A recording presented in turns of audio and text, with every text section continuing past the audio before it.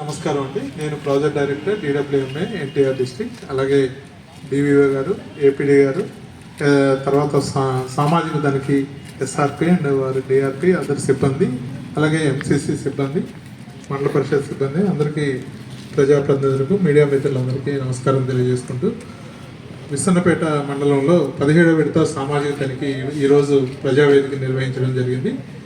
దీనిలో మనకి మొత్తం ఎంజీఎన్ఆర్జీఎస్ అలాగే పంచాయతీరాజ్ సంబంధించి 1052 పనులకు గాను మొత్తం 19,48,48,840 రూపాయలు, అంటే 19.58 కోట్ల నిధులు ఇక్కడ ఖర్చు పెట్టడం అనేది జరిగింది. దీనిలో 16,13,00,000 రూపాయలు వేజ్ రూపంలో, అంటే వేతనాల రూపంలో కూలీలకు చెల్లించగా 3,44,63,298 రూపాయలు మెటీరియల్ పేమెంట్, అది కూడా ముఖ్యంగా పంచాయతీరాజ్కు సంబంధించినటువంటి రోడ్లు కానీ, అలాగే లాస్ట్ ఇయర్ ప్రీవియస్ ఇయర్లో చేసినటువంటి ఈ వెల్నెస్ సెంటర్, తర్వాత సచివాలయ భవనాలు, ఇతర ఆర్బీకే సంబంధించినటువంటి పేమెంట్లు కలిపితే సుమారుగా 3.5 కోట్లు వాటికి పేమెంట్ ఇవ్వడం జరిగింది. అలాగే ఈ మండలంలో ఉన్నటువంటి 12 గ్రామ పంచాయతీల్లో కూడా సోషల్ ఆడిట్ సిబ్బంది, వాళ్ళ డిఆర్పీలు, అలాగే గ్రామ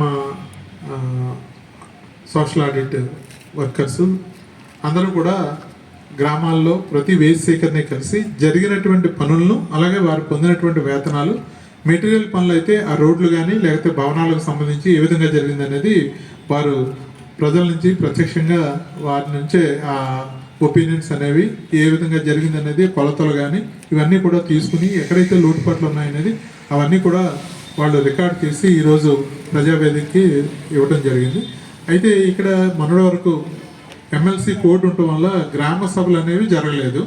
సో గ్రామ సభలు జరగకపోవడం వల్ల ఈ నివేదికలు అయితే గ్రామ పంచాయతీకి ఇచ్చినారు కానీ గ్రామ సభల్లో వీటిని పెట్టలేదు. సో ఈవేళ అందుకే మనం ప్రజావేదికను రెగ్యులర్గా నిర్వహించుకుంటాం. యాక్చువల్గా అయితే కోడ్ ఉంటే మనం డ్వామా ఆఫీస్లో అనుకున్నాం, కానీ కోడ్ వెళ్ళిపోయిన అనంతరం అందుకే ఈరోజు విస్సన్నపేట మండల పరిషత్ దగ్గరే ఈ కార్యక్రమాన్ని నిర్వహించుకోవడం జరిగింది. అలాగే ఈరోజు ప్రజావేదికలో ముఖ్యంగా గమనించిన కొన్ని ఫీల్డ్ అసిస్టెంట్ లెవెల్లో జరుగుతున్నటువంటి ఈ మస్తర్కు సంబంధించి కొన్ని మిస్టేక్స్, అంటే ముఖ్యంగా మస్తర్లో దిద్దువేతలు కొట్టువేతలు అనేవి ఉన్నాయి. వాటిలో ఎక్కడైతే దిద్దువేతలు కొట్టువేతలు లేదా మస్తర్లో ఒకే రకమైన సంతకాలు ఉన్న చోట అవన్నీ కూడా మనం రికవరీకి లేదు వాటికి సంబంధించి వాళ్ళకి ఫైన్ అనేది మనం ఇంపోజ్ చేయడం జరిగింది. ఆ విధంగా చూస్తే ఇక్కడ టీఏలు కానీ ఫీల్డ్ అసిస్టెంట్లు కానీ 16,500 రూపాయలు మనం ఫైన్ వేయటం జరిగింది. అలాగే వివిధ అంశాల్లో రికవరీగా మనం 70,703 రూపాయలు వారి నుంచి రికవరీకి ఆర్డర్ చేయడం జరిగింది.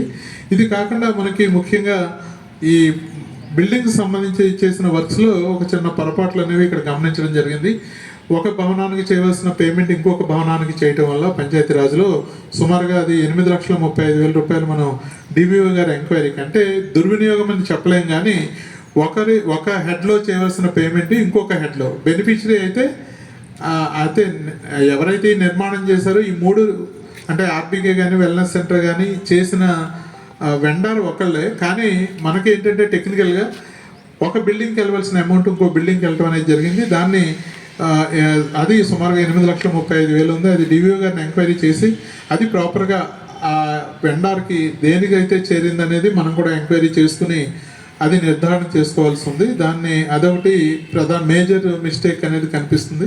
అలాగే కొన్ని చోట్ల మనం చేసిన పనులను కొన్ని చోట్ల రైతులు మళ్ళీ పూడ్చివేయటం అని కాలువలు అది కొన్ని చోట్ల కనిపించినాయి. అది నేను ఎంపీడీఓ గారికి ఆ రైతులకు నోటీస్ ఇచ్చి చేయమన్నాం. కొన్ని చోట్ల ఇప్పటికే స్వచ్ఛందంగా కొన్ని చోట్ల చేశారు. అలాగే మన ఎన్ఆర్జీఎస్ సిబ్బంది వాటిని రెక్టిఫై చేయించడం జరిగింది. మేజర్గా ఈ మండలంలో జరిగినటువంటి మిస్టేక్స్ అయితే ఇవే.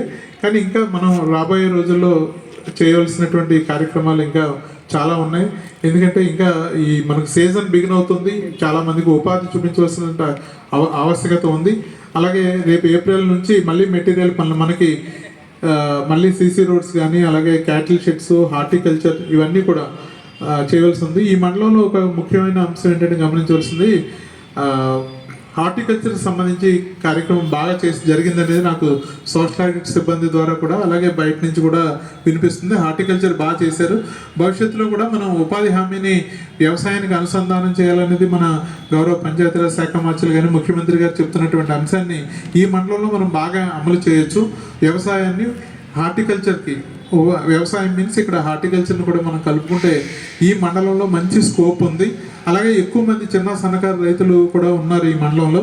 అలాగే చాలా తండాస్ కూడా ఉన్నాయి, ఎస్టీ రైతులు కూడా ఉన్నారు. కాబట్టి వాళ్ళ అభ్యున్నతికి ఉపాధి హామీ పథకాన్ని మనం ఈ హార్టికల్చర్కి, అగ్రికల్చర్కి కనుక అనుసంధానం చేస్తే మరింత మెరుగైన, అంటే ఎప్పుడు మనం జనరల్గా చెరువులు కాలువలు చేసే కంటే కూడా ఇండివిజువల్గా వ్యక్తిగతంగా వాళ్ళకు ఉపయోగపడే పనులు చేసినట్లయితే ఈ ఉపాధి హామీ పథకం మరింత మెరుగ్గా అందరికీ ఉపయోగపడే విధంగా ఉంటుందనేది మేము కూడా, ప్రభుత్వం భావిస్తుంది. మేము కూడా ఆ విధంగానే ఎంకరేజ్ చేస్తున్నాం. ఎక్కువ individual works, farm pond, water conservation, ఇక్కడ వాటర్ స్కేర్సిటీ ఉంటుంది. ఎక్కడైతే ఆ మెట్ట ప్రాంతాల్లో మనం వాటర్ కన్జర్వేషన్ వర్క్స్ కానీ, అలాగే రైతులకు ఉపయోగపడే ఫామ్ పాండ్స్, హార్టికల్చర్, ఇతర ట్రెంచ్ పనులు ఇటువంటివి మనం ఎక్కువ చేసినట్లయితే మనం వ్యవసాయానికి ఉపాధి హామీ అనుసంధానం అనేది కరెక్ట్గా జరగడానికి అవకాశం ఉంది. ఇదండి ఈరోజు జరిగినటువంటి కార్యక్రమాల ముఖ్యాంశాలు. అవకాశం ఇచ్చిన మీ అందరికీ ధన్యవాదాలు. సార్ చిన్న విషయం సార్, శ్మశాన వాటికలకి ఇదివరకు డబ్బులు ఇచ్చారండి నరేగా నుంచి. శ్మశాన వాటికల్లో ఇదివరకు నరేగా నుంచి డబ్బులు ఇచ్చారండి కొంత, తర్వాత ఆగిపోయిందండి. ఇప్పుడు ప్రజెంట్ అంటే ఉంది, ఆ పని కూడా ఉంది. మనకి ఎక్కడైనా అవసరం అనుకుంటే అన్ని చోట్ల అవసరం సార్. ఇస్తామండి. దానికి ఏమి ఇచ్చాడంటే అండి ప్రొవిజన్, క్రిమటోరియం అని ఇచ్చాడు. క్రిమటోరియం అంటే శవ దహన వాటికలు. దహన వాటికలు ఇప్పుడు కూడా ఉంది మనకి. ఎక్కడైనా ఉంటే మీరు మీ ప్రజాప్రతినిధుల ద్వారా మనకి అది ప్రపోజల్ ఇచ్చినట్లయితే ఎంత ఇస్తారండి? ప్రజల నుంచి అమౌంట్ ఎంత ఇస్తారండి? అమౌంట్ దానికి ఒక 3 lakhs వరకు. అంటే ఇదివరకు అయితే 7,50,000 ఉందండి ఇదివరకు అయితే. అంటే దానికి అప్పుడు ఏమి ఇచ్చామంటే అదర్ ప్రొవిజన్స్ కూడా ఉండేవి. అంటే వాటర్, తర్వాత కాంపౌండ్ వాల్స్ అవి కూడా ఉన్నాయి. ప్రజెంట్ కాంపౌండ్ వాల్స్, బాబు ప్లీజ్ వినండి, కాంపౌండ్ వాల్స్ ప్రజెంట్ మనకు దేనికి ఇచ్చారంటే స్కూల్స్కి ఇచ్చారండి. మన గ్రామ పంచాయతీల్లో, గ్రామాల్లో ఎక్కడైనా స్కూల్స్ కనుక కాంపౌండ్ వాల్ లేకపోతే ఇప్పుడు కాంపౌండ్ వాల్ తీసుకోవచ్చు. ప్రస్తుతం శ్మశాన వాటికి కాంపౌండ్ వాల్ లేదు, ఓన్లీ శవ దహన వాటికలో మాత్రమే మనకు ప్రయోజనం ఇవ్వడం జరిగింది. అంతవరకు చేసుకోవచ్చు. మళ్ళీ దాన్ని కనుక ప్రభుత్వం ఎక్స్టెండ్ చేస్తే దానికి కూడా మనం కాంపౌండ్ వాల్స్ తీసుకోవచ్చు. గతంలో బిల్లులు రాలేదు సార్. మొత్తం గతంలో ఖర్చు 4,50,000 పెట్టారండి, ఖర్చు చేశారండి వాళ్ళు విసనపేటలో. 1,30,000 వచ్చినాయండి మీ దగ్గర నుంచి. అంటే బిల్లు మనకి మరి ఎంత మీరు పెట్టిన బిల్లుని బట్టి అన్ని పెట్టారండి. మేడం గారు పెట్టారండి. తప్పనిసరిగా ఇప్పుడు కూడా ఏదైనా బిల్లు రికార్డ్ అయ్యి లేకపోతే, అంటే కొన్ని వర్క్స్ క్లోజ్ అయిపోయినాయి కూడా. ఎందుకంటే ఇది జరిగి సుమారుగా 5 సంవత్సరాలు అయిపోవడం, టీడీపీ గవర్నమెంట్ 5 సంవత్సరాలు గతించిన కాలం. దీనిలో అప్పట్లో మనకి ఒక రకమైన సాఫ్ట్వేర్ ఉండేది. తర్వాత ఇప్పుడు NIC సాఫ్ట్వేర్ రావడం వల్ల కొన్ని వర్క్స్ క్లోజ్ అవడం మాత్రం వాస్తవం. అయితే మనం క్లెయిమ్ చేసుకోవచ్చు, ఇప్పుడైనా క్లెయిమ్ చేయొచ్చు. మీరు బిల్లు కనుక ఉంటే ఆ వర్క్స్ని మళ్ళీ మనం MOD ఢిల్లీ నుంచి ఆ వర్క్స్ని ఓపెన్ చేయించి మళ్ళీ తెచ్చుకుని వాటికి బిల్లు అప్పుడు ఏదైతే చేస్తుందో, ఎందుకంటే మనకి గోశాలను కూడా ఇచ్చారు అప్పట్లో. చాలా గోశాలను కట్టిన తర్వాత పేమెంట్లు అవ్వాల, వాటికి చాలా వరకు మనం పేమెంట్స్ ఇప్పించగలిగాం. క్లోజ్ అయినప్పటికి కూడా మళ్ళీ వాటిని రీఓపెన్ చేసి ఇప్పించగలం. అలా ఇప్పుడు జరుగుతున్న వాటికైతే పేమెంట్స్ బాగానే వస్తున్నాయి. గత 2 నెలల నుంచి ఆగినాయి. అయినప్పటికీ కూడా రేపు 15-16 తేదీల నాటికి మళ్ళీ మనకి ఈ నెలాఖరు లోపల మెటీరియల్ పేమెంట్స్ ఇస్తారు. CC రోడ్స్ కానీ, ఈ క్యాటిల్ షెడ్స్ కట్టుకున్న వాళ్ళకి, హార్టికల్చర్ ఫార్మర్స్కి. కాబట్టి భయపడాల్సిన అవసరం అయితే లేదు. ఇప్పుడు ప్రజెంట్ జరిగే వాటికి, పాత వాటికి బిల్లు ఉంటే ఖచ్చితంగా మనం పైకి రాసి వాటిని ఓపెన్ చేయించి తెచ్చుకోవాల్సి ఉంటుంది. కొద్ది టైం పడుతుంది.